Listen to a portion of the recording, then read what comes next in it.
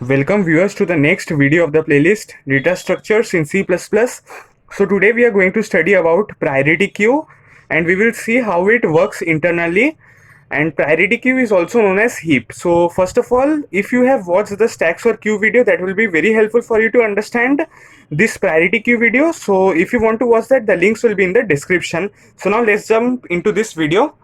Now this priority queue is also known as heap, okay, and there are two types of heap, max heap and min heap. So let's see what are these. Suppose we have a container, okay, and we push an element inside this container. Like let's say we have pushed 6 inside this container, and since it is let's say this is a max heap, okay.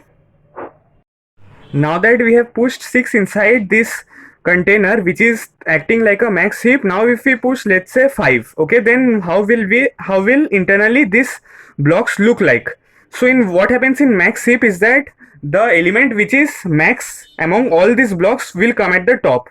So if I push 5, the among 6 and 5 which is maximum, 6 or 5, 6 is maximum, so it will come on top. And if I push let's say 7 inside this container, then this is acting like a max heap. So what happens in max heap? The max element comes at the top, okay. So the max element will go at the top if I have pushed 7. So this is how the heap will look like after pushing 7. So before we had pushed 6, after pushing 6 we pushed 5. So since 6 was greater than 5, so 6 came at the top. Now when we pushed 7, since 7 is greater than all these two elements, so 7 came at the top, okay. Similarly, what happens in min heap? If we insert an element, the number which is most minimum, okay, will come at the top, and internally they can be arranged in any other way, but the thing that will remain constant is that at the top, if it is a max heap, then the max element will be present, and if it is a min heap, then the min element will be present at the top, okay. Internally they may be sorted in any order, either ascending or descending. And when you remove this element, for example, we have some heap like this, okay. Let's say we have, this is a max heap, so the max element is present over here, then there is 7, then there is let's say there is 6, then there is 7, okay. So this is a max heap, so the max element is present at the top. Now when we remove this, then the heap will re-heapify itself, okay. So now what the heap will look like after removing it? The heap will look like something like this, okay. So you will notice that after removing it, since it is a max heap, the max element has to be at the top always. So what happens after re-heapifying? This 7 comes at the top. Similarly in min heap, if it would have been a min heap, then 6 would remain at the top at the before only, okay. So the heap, if it would have been min, it would look like 6, 7 and 8, and after removing 6, 7 would be there because it would have been a min heap. So now let's see how we will implement this priority queue. So before starting with the code, always mention hashtag include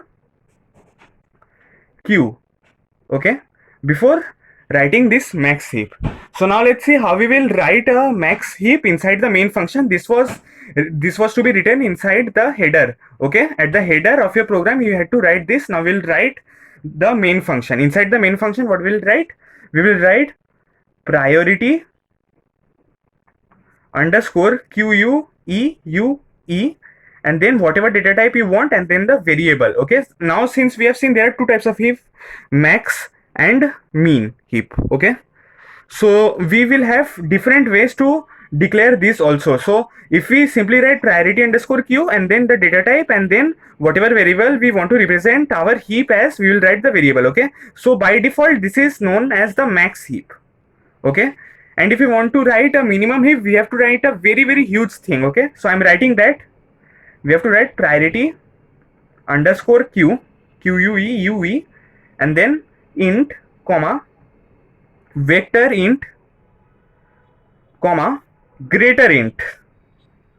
So you have to write these three things, and after that only you will get your min heap, okay. So now let's see what are the functions in this heap. The functions are almost same as stack, push, pop, top, size, empty.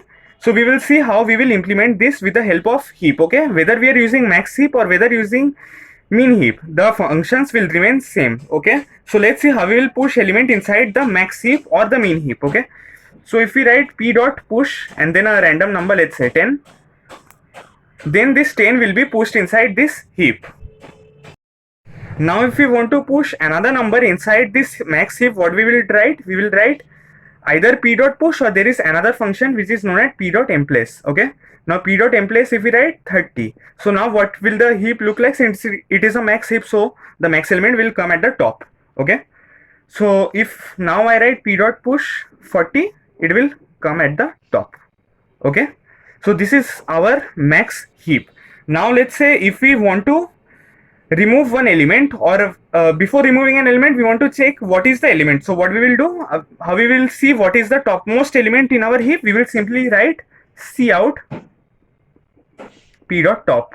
So what will this give the output as? It will give the output as 40.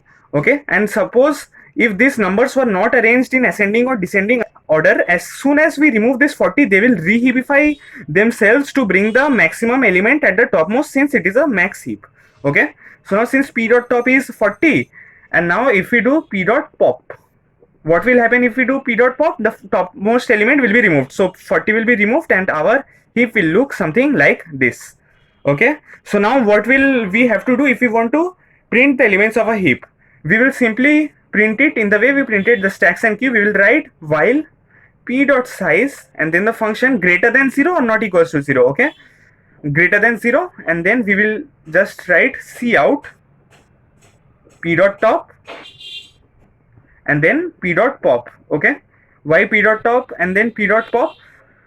Because p dot top will print the topmost element and then we don't require it in our heap because we have already printed it, so we will pop it out. Okay, and in this way the size of the heap will keep on reducing, and after keeping on reducing, the size will once go to 0, and when it goes to 0 there are no more elements to be printed, and hence the loop will break. So now we can notice one thing, that if we are given number of elements and we have to sort it in decreasing order and print them, so what we can do, we can use the max heap, and if we want to sort it in ascending order, we can use the mean heap. Okay, so how is the max heap working?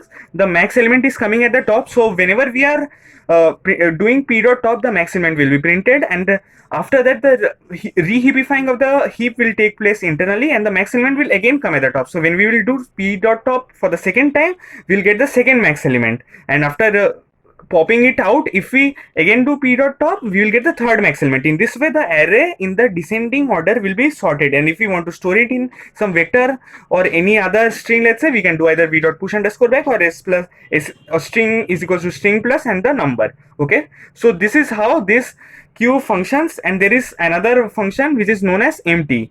So if I wanted to run this loop, I could have also written while not equals to p dot empty, which would have made the loop run whenever the p was full, which means when it was not empty the loop would have run, and as soon as p dot empty would be equals to true, which means all the elements of the heap would have been printed, the loop would have broken. Okay, so this was one condition, and we could use also this condition.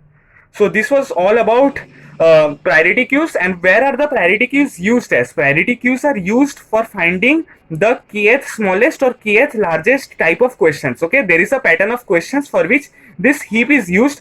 For example, if we are given to find out the third largest element in our array, so what do? We use heap. In while we can use one other way also, which is known as sorting. We can sort it and then return the index at 2 if we want the third largest element. Okay, if we sort it in descending order, but that time complexity of that logic is n log n, but if we write heap, we can also do that in n log k time complexity. So this is one application of heap, that it is used to reduce the time complexity, okay. And few bonus points which I will also like to add is that whenever you are given to find the kth largest, you will use the mean heap.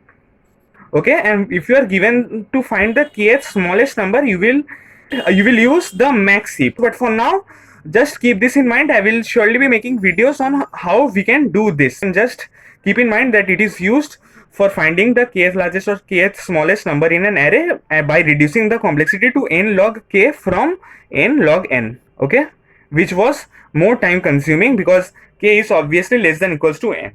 Okay, So I hope you have seen how heaps function. There are two types of heaps, max heap and mean heap. And how do we write the heaps? By writing priority queue. Max heap is written in this way, mean heap is written in this way. To push an element, we either use push or in place, and then if it is a max heap, the elements which are of maximum value or maximum magnitude come at the top. If it is a mean heap, the element with the minimum magnitude will come at the top. Okay, and if we do p.top, the topmost element will be printed and the heap will re-heapify itself, so that if it is a max, the max element will come at the top and the mean element will come at the top. It is a mean heap, and internally they can be arranged in any order, but the topmost element matters according to the heap. And if we want to remove an element, we will write p.pop. And how to print element? We will simply write p.size is greater than 0, which means that whenever the size is greater than 0, there are some elements in heap left to be printed, so we'll print them by doing p.top. And since we don't require that after printing, we'll pop it out, and then the size of the heap will keep reducing, and then when it goes 0, the loop will break.